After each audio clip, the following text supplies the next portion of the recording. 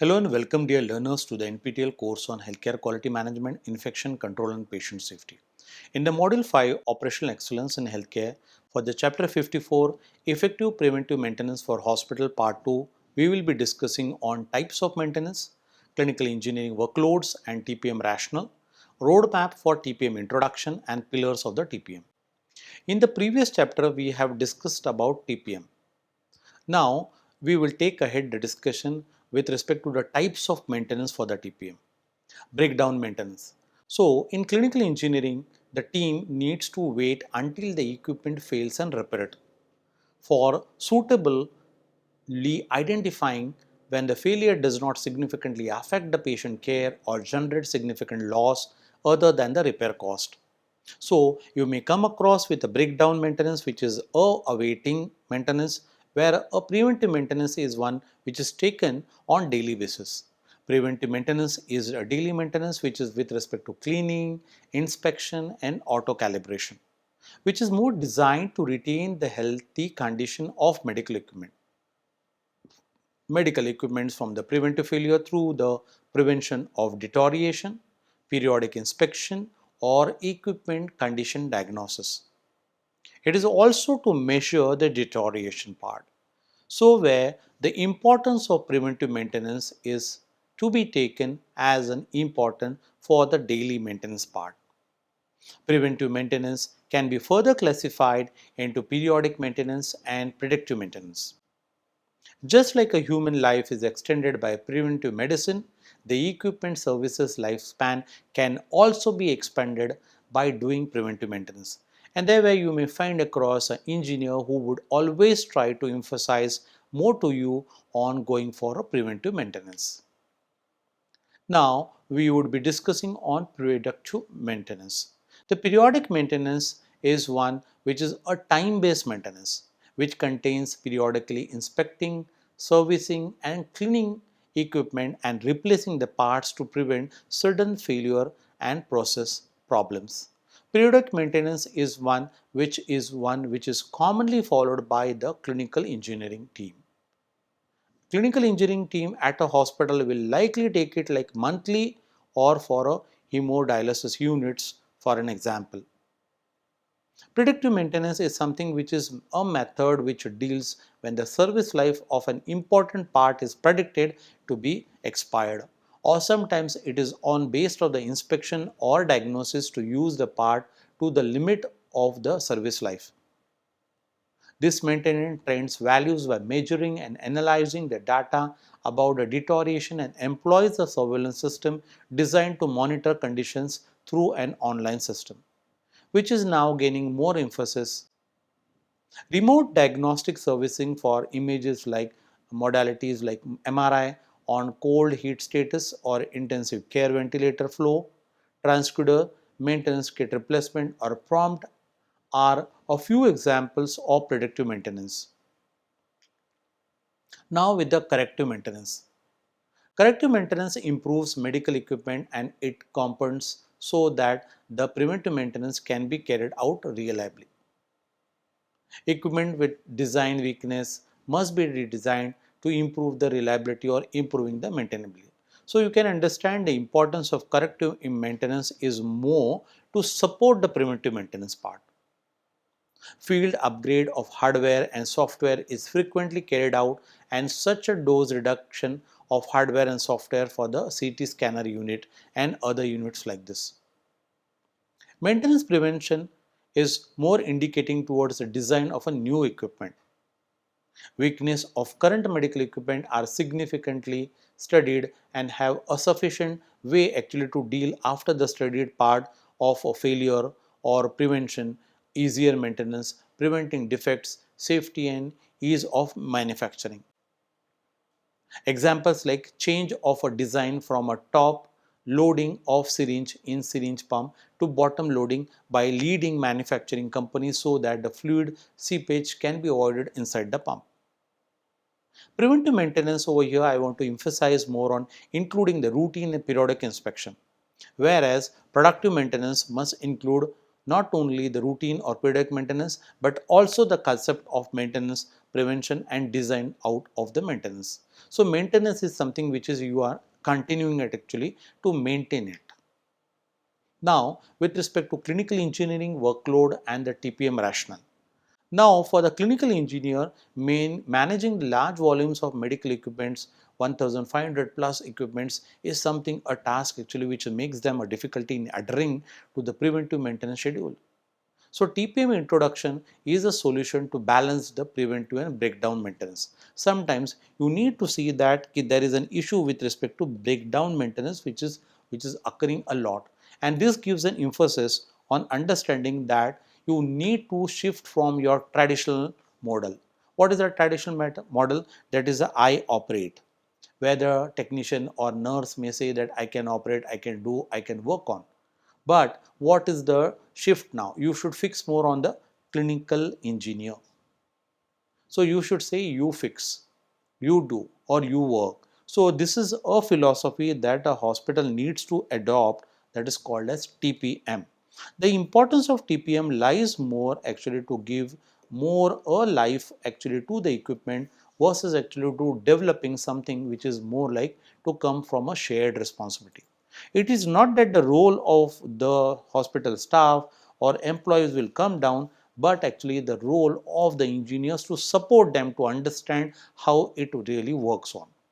So free clinical engineers for skill task, restore pride of craftsmanship among technicians and nurses, integrate simple maintenance with routine clinical work. So these three things you need to understand which helps us through the TPM.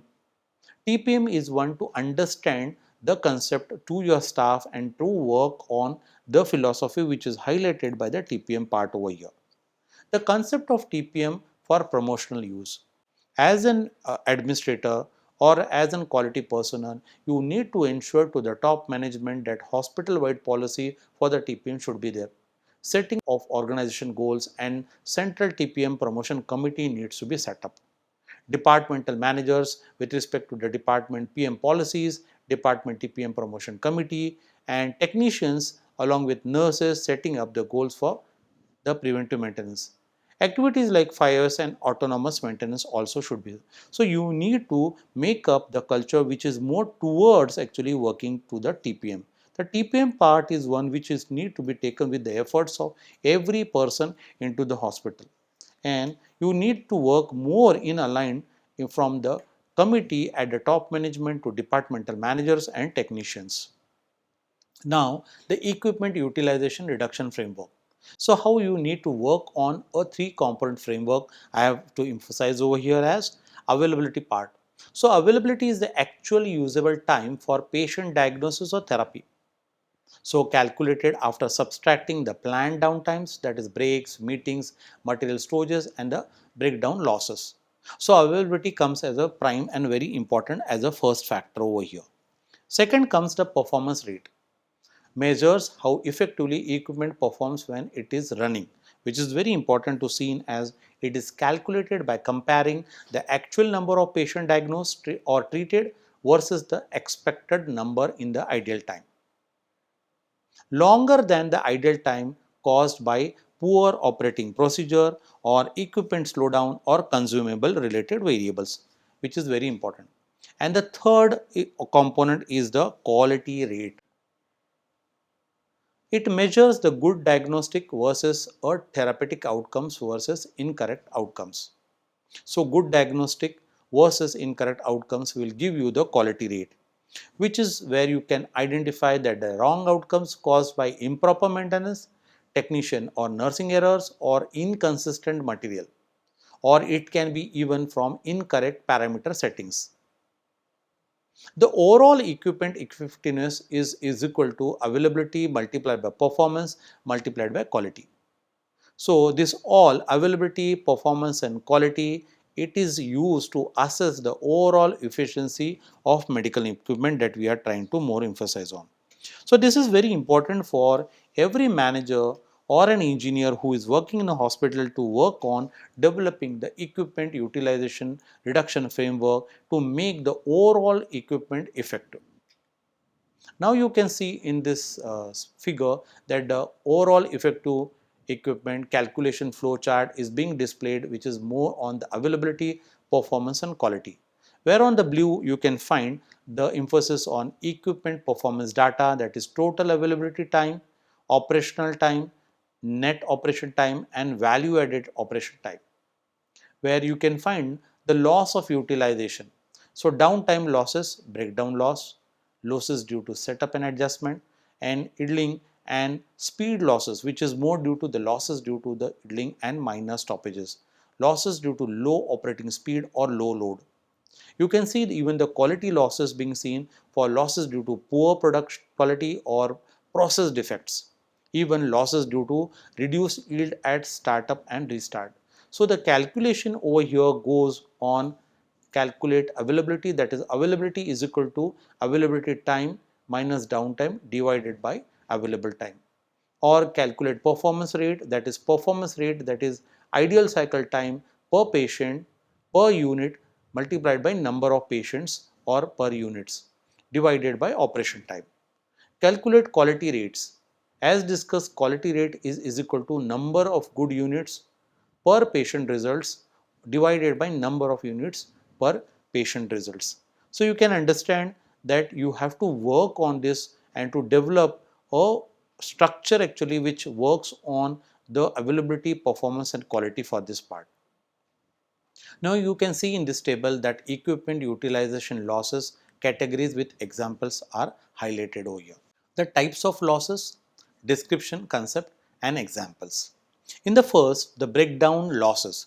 In the breakdown losses, it has emphasized that losses occurring due to complete failure of equipment leading to stoppage of service.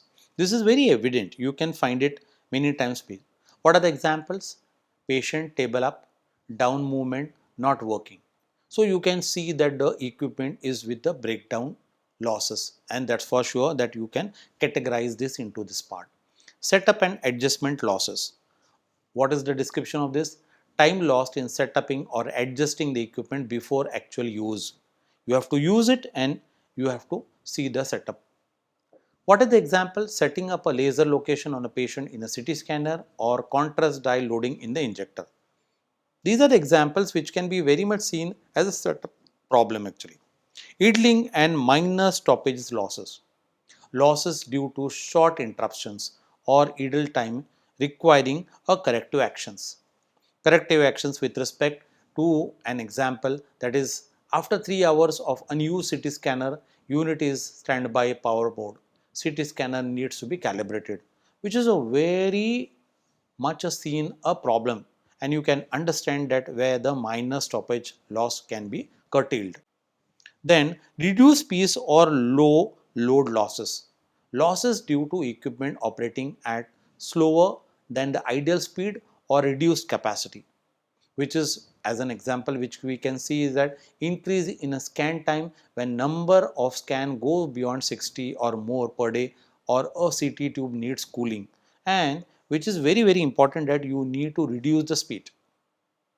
Now the type of loss, that is poor product or diagnostic quality, and you need to understand when you have this such of an issue, you can see it that the losses due to defective output requiring repeat procedure.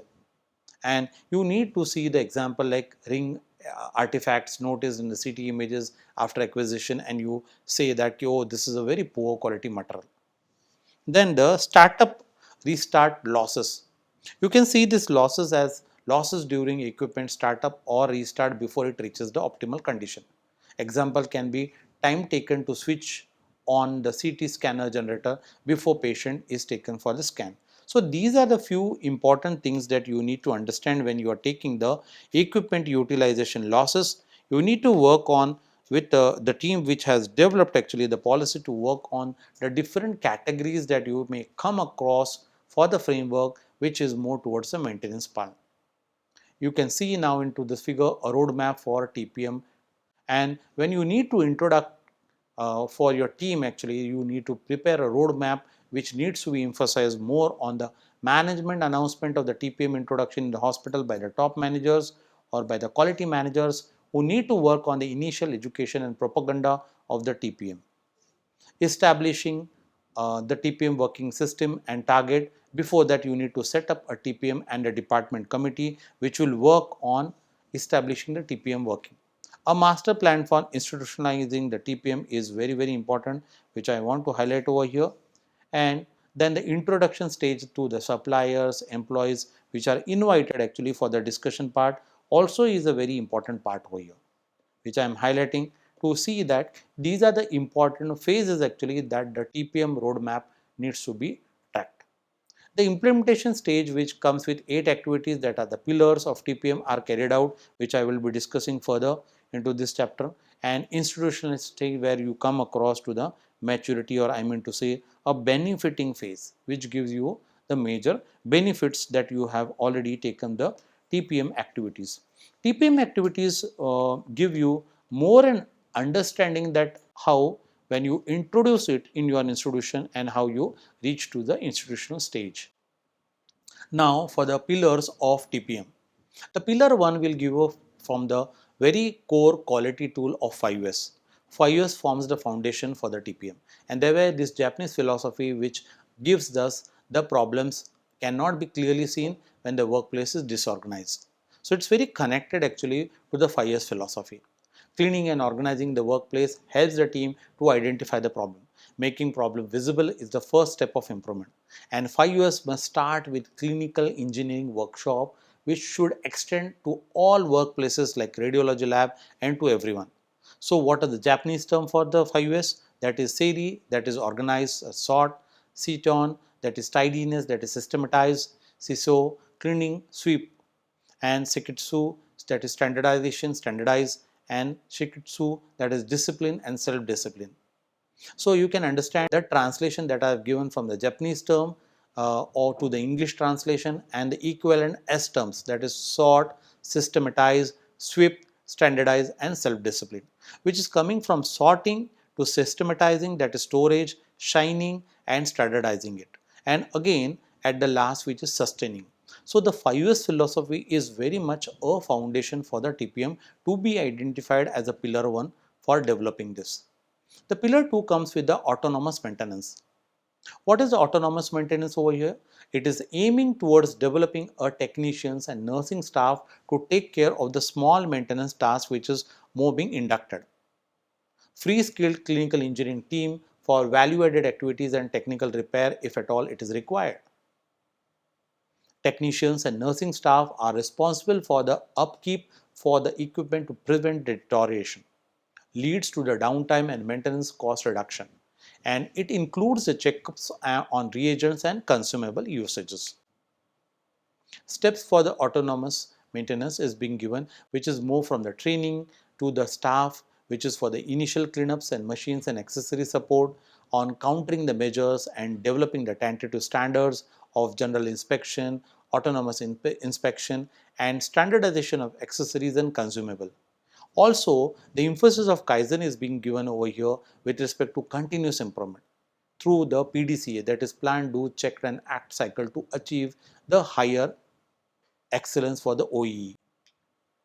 The pillar 3 will give the importance of the Kaizen, which was emphasized at the last in the pillar 3, that is Kaizen is for small improvements carried out continually involving all people in the hospital, which is a team effort. Kaizen requires no or little investment. When we emphasize more on low or little investment, it is like small improvements is more effective than few larger improvements. And thereby the importance of Kaizen is growing a lot. Kaizen is aiming towards reducing losses in workplaces affecting the inefficiencies. Example of the Kaizen can be cited as dialysis area RO plant 3 phase monitor kept is raised platform with the top covered with the MS sheet to avoid a water spillage, which is very common in the RO plant, and you can reduce the waste over here. Second example can be X-ray door automatically interlocks when radiation is in process. So it will give us the checking as well as emphasis on the safety part also. Pillar 4 is now with planned maintenance, where it is an emphasis on the planning. The aim of this PM is to achieve trouble-free medical equipment or producing defect-free diagnostic and therapeutic result. The four types of maintenance over here is like a preventive maintenance, breakdown maintenance, corrective maintenance, and maintenance prevention, which is more emphasizing on the planning part. Planned maintenance evolves efforts from the reactive to proactive method using trained biomedical engineering staff. So the emphasis over here is more for biomedical staff. Biomedical staff needs to be very proactive actually to give up the benefits of the planned maintenance. The online maintenance tracking, is it improving more to the extendable part? Yes, the online maintenance tracker as an extended module on of the hospital information system, the HIS, helps to capture the historical data, due dates of maintenance and spare part replacement trends, which is more a trendy and being seen as more emphasized to give more quality benefits. The pillar 5, that is the quality maintenance. In the quality maintenance part, you need to understand what this quality maintenance is to be assured for. This quality maintenance of pillar 5 is assuring towards giving both internal customers, that is the clinicians, and the external customer, that is the patient, both of them as a benefit. It focuses on the defect-free result leading to clinical outcomes. This is more working towards improving the clinical outcomes there where the importance of quality maintenance is being highlighted. The focus on eliminating non-conformances systematically. What is the importance of getting it? I would like to cite an example over here. The biochemistry analyzer with daily internal quality control using a reference material, and also external quality assurance through external agency comparison. So what it will give? It will give you the quality maintenance which will ensure your clinician and will also help to understand that your patient benefits or the customer is more satisfied with this. Pillar 6 emphasizes more on the training, which is like a multi-skilled energizing the technicians and nursing staff to understand and to get trained. What is the training over here? It is the education which is provided to upgrade, not only know how but also know why, which is very important to be taught. I think this can be one and very important or catchy point to your organization where you can see that you can emphasize this philosophy on know how or to know why, because why is very important, that they will question and they will work more on understanding the need of the faults. So what is the goal? The goal is to create a hospital full of experts, that is ECG technician in the TMT and Holter studies. The training rooms for critical equipment like monitors, syringe pumps, defibrillators and electrical beds needs to be developed actually to give a training, and even a refresher training can be done regularly to make more your staff equipped. Pillar 7, that is office of FTM. What is very important for this office to be, because it is to be started after initiating the other four pillars. It is very important that you need to improve the productivity and efficiency of the team and also come up with a lot of administrative functions. The administrative function will address 12 major losses. It will understand the process loss, it will understand the cost loss, accounts, marketing, sales and inventory, which is very important for the hospital to understand the importance of the economy behind this. Communication loss, idle loss, setup loss, accuracy loss, office equipment breakdown, communication, customer complaints, time spent, and non-availability of the cohort, expenses on emergency. All these 12 major losses are to be understood through an administrative lens, and it also gives more importance for the hospital to work on when you have developed the philosophy of TPM. Lastly, the pillar 8, that is the safety, health and environment. So safer environment achieving by targeting zero accidents, which is more towards minimizing the errors, zero health damage and zero fire. So this can be taken as a trilogy to understand the zero accidents, zero health damage and zero fire, which is focusing on creating a safe workplace and surrounding area. Also giving a safety committee which is more consisting of the facility manager, clinician, administrator, nursing and paramedical staff, which conducts a HERA, which is very important that when you are more concerned towards the health and environment, you need to have all these people. And there should be an audit which is being taken by this team which is conducting the HERA part.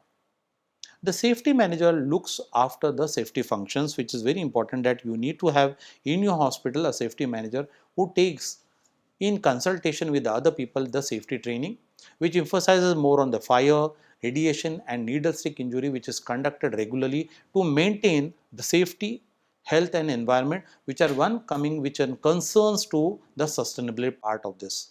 With this, we come in into this discussion of this chapter, giving you the summary of stating that effective medical equipment management ensures a safe and reliable use of calibrated equipment in hospital. You need to understand the concept of the TPM, which highlights more that standardized organizational policy framed by the hospital management strengthens the equipment safety and performance. The implementation of these SOPs, that SOPs which are more towards uniformity of working the equipment handling and the maintenance. SOPs are to be developed more, which translates the policies into process level practices, which are by the clinical heads and the facility manager, who should improve the accountability and should reflect into their every level of staff. Execution of SOP based job activities by the nurses, technicians and biomedical engineers ensures the consistency at the ground level. So execution of SOP emphasizes more versus actually developing the standardized organizational policies to be uttered over here. At last, the coordinated involvement of management, critical leaders and technical staff, which enhances the overall equipment efficiency and patient safety, needs to be reflected.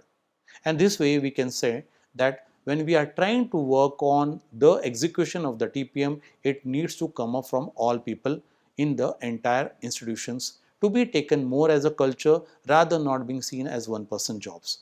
With this, I come an end to this chapter's discussion. You can take the benefits of these references and work on the different projects that are maintaining towards the TPM part in your organization. So with this, I bid a thank you to you. Thank you very much.